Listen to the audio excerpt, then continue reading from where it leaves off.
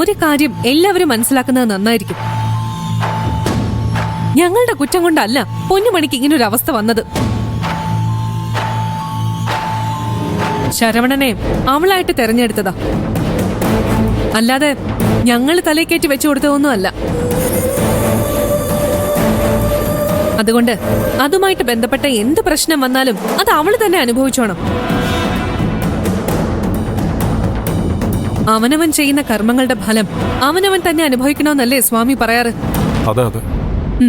അതുകൊണ്ട് സ്വാമി ഓരോന്ന് പറഞ്ഞു കൊടുത്ത് വെറുതെ ഡാഡിയുടെ മനസ്സ് വിഷമിപ്പിക്കരുത്.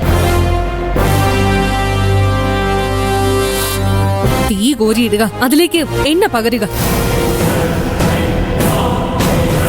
ഇതൊക്കെ സ്വാമിക്ക് വലിയ ഹരമായിരിക്കും. അനുഭവിക്കുന്നവർക്ക് പക്ഷെ അങ്ങനെയല്ല.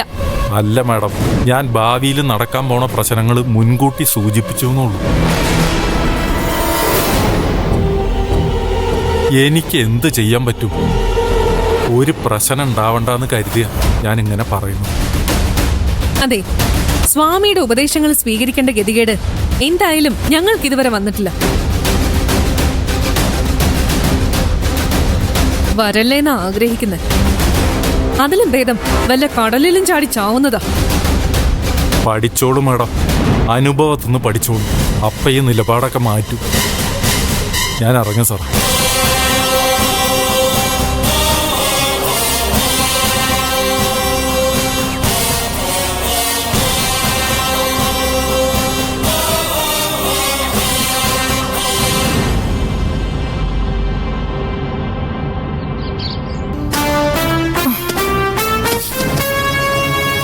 പോലീസ് സ്റ്റേഷനിൽ നിന്ന് വിളിച്ചില്ലേ? വിളിച്ചു കാണും.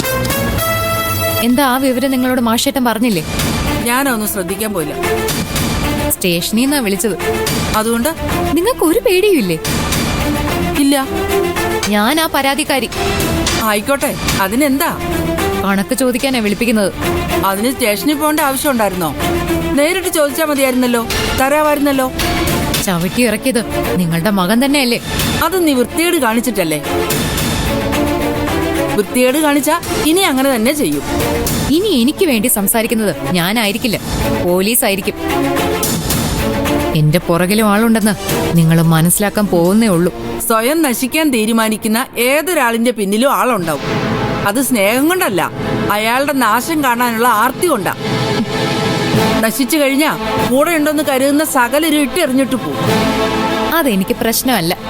സ്വന്തം അച്ഛൻ പോയി, അതിലും വലുതല്ലല്ലോ മറ്റുള്ളവര്.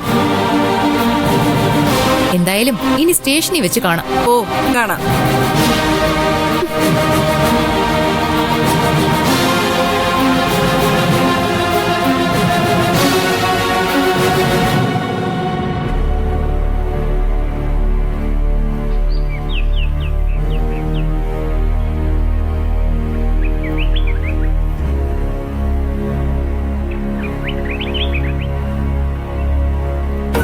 അമ്മ വല്ല തീർത്ഥാടനത്തിനും പോയിട്ടുണ്ടാവോ അച്ഛാ? കുല തീർന്നിട്ടില്ല, പിന്നെ എന്ത് തീർത്ഥാടനം? ഇത് വാശി കാണിക്കുന്ന മോളെ, എന്നെ തോൽപ്പിക്കണം, അത്രയുള്ള പാർവതിക്ക്. നിത്യയുടെ പുലവീടൽ ചടങ്ങില് ഇവിടെ ഉണ്ടാവേണ്ട ആളാ അമ്മ. അതമ്മ ഓർക്കുന്നുണ്ടോ ആവോ? എവിടെ ഓർക്കാൻ? അല്ലെങ്കിൽ ഇങ്ങനെ ചെയ്യുമായിരുന്നു. എന്നാലും അച്ഛാ, ഒരു വിവരം ഇല്ലാണ്ട് അതെനിക്ക് സങ്കടം. എൻ്റെ മോളെ, ഈ വീട് ഇങ്ങനെയായതിൻ്റെ മൊത്തം ഉത്തരവാദിത്തം പാർവതിക്ക്. ശരത്ത് ആരാണെന്നും അവൻ്റെ ഉദ്ദേശം എന്താണെന്നും തിരിച്ചറിയേണ്ടിയിരുന്നത് പാർവതിയല്ലേ? അതിനു പകരം അവൻ്റെ കൂടെ നിന്നു. എൻ്റെ നിത്യമോള് മരിക്കാൻ പോലും കാരണം പാർവതി കാണിച്ച വിവരക്കേടാ. എന്നിട്ട് അവളെ എന്നെ കുറ്റപ്പെടുത്തു. അതൊക്കെ വിട്ടുകളച്ച, അമ്മയ്ക്കും അറിവില്ലാത്തോണ്ടല്ലേ? അവക്ക് അറിവ് കൂടിപ്പോയതുകൊണ്ട്. നമുക്ക് എങ്ങനെയെങ്കിലും അമ്മയെ കണ്ടുപിടിക്കണം അച്ഛാ. വേണ്ടെന്നാരും പറഞ്ഞില്ലല്ലോ മോളെ. എന്റെ നിലയ്ക്ക് ഞാനും അന്വേഷിക്കുന്നുണ്ട്, കിട്ടണ്ടേ? ഇപ്പോഴും അവളെക്കുറിച്ചുള്ള കുറ്റം പറഞ്ഞോണ്ടിരിക്കുക രണ്ടാളും. അല്ല മനോഹര, ഇങ്ങനെ കണ്ണിച്ചോരയില്ലാത്തവനായിപ്പോയല്ലോ നീ. എന്റെ അമ്മയെ തെറ്റ് ചെയ്തത് ഞാനാണോ? പാർവതിയല്ലേ? അതിന് അമ്മ കൂട്ടുനിന്നു. നിങ്ങളുടെ രണ്ടുപേരും കാണിച്ച തോന്നിവാസത്തിന്റെ ഫലവാ ഇപ്പൊ ഈ വീട്ടിലുള്ളവർ അനുഭവിക്കുന്നു. അത് ശരി, അവളെ തല്ലി ഇറക്കി വിട്ടിട്ട് ഇപ്പൊ കുറ്റം മുഴുവൻ ഞങ്ങളുടെ തലയിൽ വെച്ച് തരികയാണോ? ഇങ്ങനെ പോയി പോലീസിനോട് നീ ഇത് തന്നെ പറയുമല്ലോ. എന്തോന്നാ മനോഹര, എന്നെയും കൂടി ജയിലിലാക്കാനുള്ള പരിപാടിയാണോ നിനക്ക്? അയ്യോ അല്ല, അങ്ങനെയൊന്നും അല്ല മുത്തശ്ശി അച്ഛൻ ഉദ്ദേശിച്ചത്. നിന്റെ വിശദീകരണമൊന്നും ആവശ്യമില്ല. ഞങ്ങൾ എന്ത് തെറ്റാ ചെയ്തത് ഒന്ന് പറഞ്ഞേ. എന്ത് തെറ്റാ ചെയ്തെന്നോ? ശരത്തിനെ വിശ്വസിച്ചു, അവന്റെ കൂടെ നിന്നു. ഇതിലും വലിയ എന്ത് തെറ്റാ നിങ്ങളൊക്കെ ചെയ്യണ്ടേ? കൂടുതൽ സംസാരിക്കാൻ എനിക്ക് താല്പര്യമില്ല. പാർവതിയെ ഞാൻ കണ്ടുപിടിക്കും, അത് എന്റെ കടമയാണ്. ഞാൻ ചെയ്തിരിക്കും. അതൊക്കെ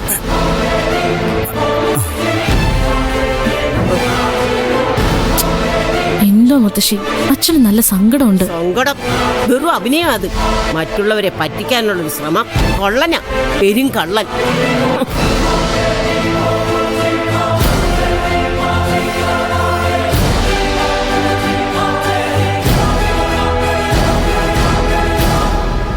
പ്രേമേ, പ്രേമേ, പ്രേമേ, വാതിൽ തുറക്കുന്നില്ല അച്ഛാ. ഇനി വല്ല പുറത്തു വല്ല പൊയ്ക്കാണോ? അങ്ങനെയാണെങ്കിൽ താക്കോല് ചെടിച്ചട്ടി ഉണ്ടാവും.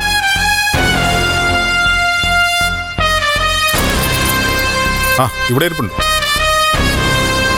പുറത്തു പോകുന്ന കാര്യം എന്നോട് പറഞ്ഞില്ല. ഡോക്ടറെ കണ്ടിട്ട് പെട്ടെന്ന് മടങ്ങി വരാന്നാ പറഞ്ഞത്. എന്തെങ്കിലും സാധനങ്ങൾ വാങ്ങാൻ പോയതായിരിക്കും. അത് പറഞ്ഞിട്ട് പോയാലെന്താ? ഞാനൊന്ന് വിളിച്ചു നോക്കാം.